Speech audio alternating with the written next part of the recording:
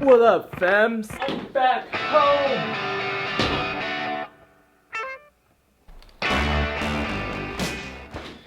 Well, actually, I'm back home a week ago. I'm just like super laid off after I get back.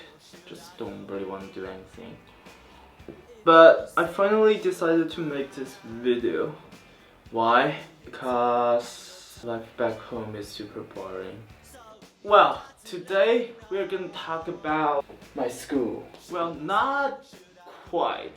I'm gonna talk about what happened this first semester. I went to Case Western Reserve University in Cleveland, Ohio. Well, it's pretty good, I would say, academically.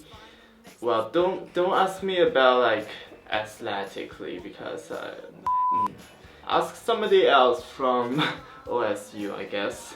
It's currently ranking at 40. Well, some specialty of Case would be I would say medicine, nursing, engineering, science, and business.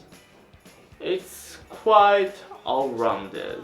Maybe not like super strong in like social science or humanity, but it's good enough. I got into Case through their aerospace engineering program, but I didn't stay in that program. We'll talk about that later. I want to talk about the decisions I made in the first semester, some results I get, and some thoughts. So, decisions. I made a very big one, I think, and there's like a whole story behind it. Yes, I changed my major.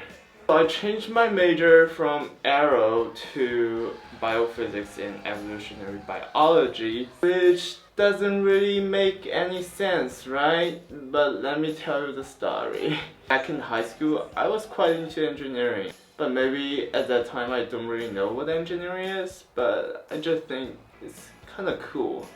So I was quite excited about it. When I got into college, I also joined a couple clubs in the engineering. So I went to a club called CWRU Motorsports.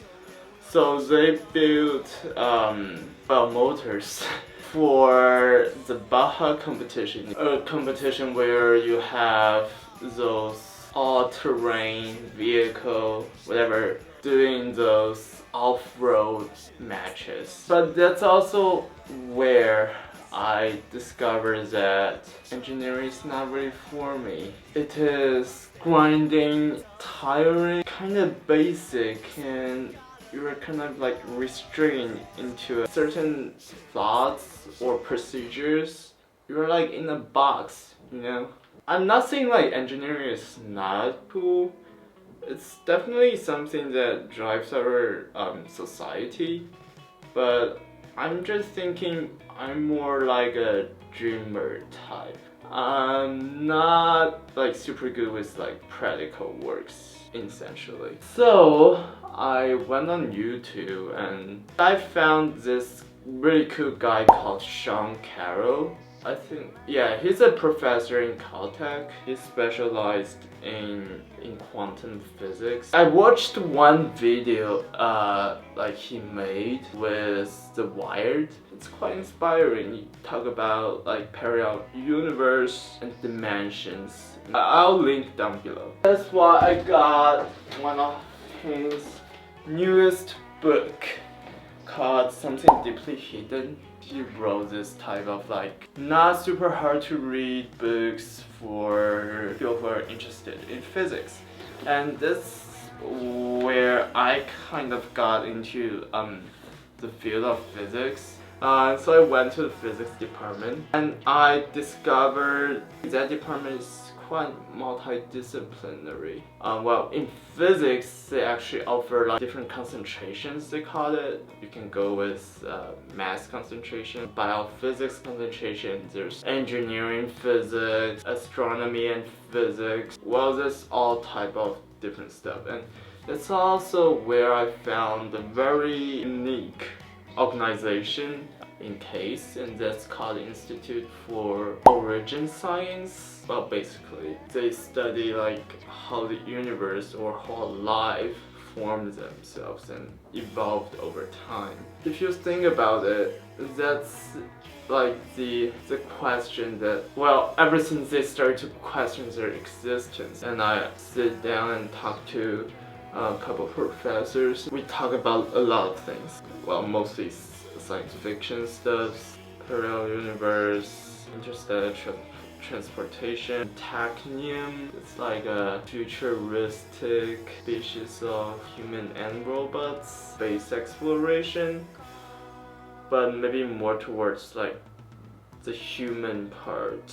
So they suggested me doing bioastronautic and astrobiology in grad school, and I thought that's super dumb cool. That would involve like more biology and life science. That's why I decided to go down the biophysics track with an evolutionary biology. Second decision. No second decision. Now I'll talk about some skill I gained this semester. So I learned how to write a proper lab report, and I actually find myself pretty good at it. That is also a reason why I started to look into science more. Writing a lab report in college is just so different from high school. Well, in high school, you pretty much just like copy your lab instruction and maybe change that into your own word, and that's basically your lab report. But like in college, there's just a bunch of like analyzing statistics. You need to do like partial differentiation to get like the uncertainty of different data. That usually took a lot of time, but in the end we'll find quite rewarding. And another thing, let me just get my stuff here. I learned how to shoot film. Or in case if you're assigning for photography, every first year photographer you need to start with film.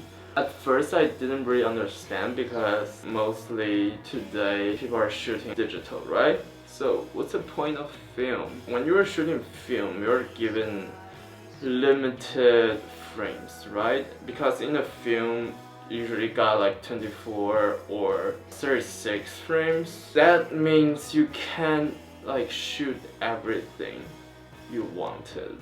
Well, with a digital camera you basically just shoot whatever right? But with film you just need to more careful. You think more carefully, like what composition I want. Is it like something really memorable, meaningful, or like beautiful? So there's a lot of like thinking required, and in terms of developing those films and printing those photographs, that took a lot of time, and there's also a bunch of technique. I think I got a B in that class. I want to get an A, but well, anyway. It's fun, but it's also pretty time consuming.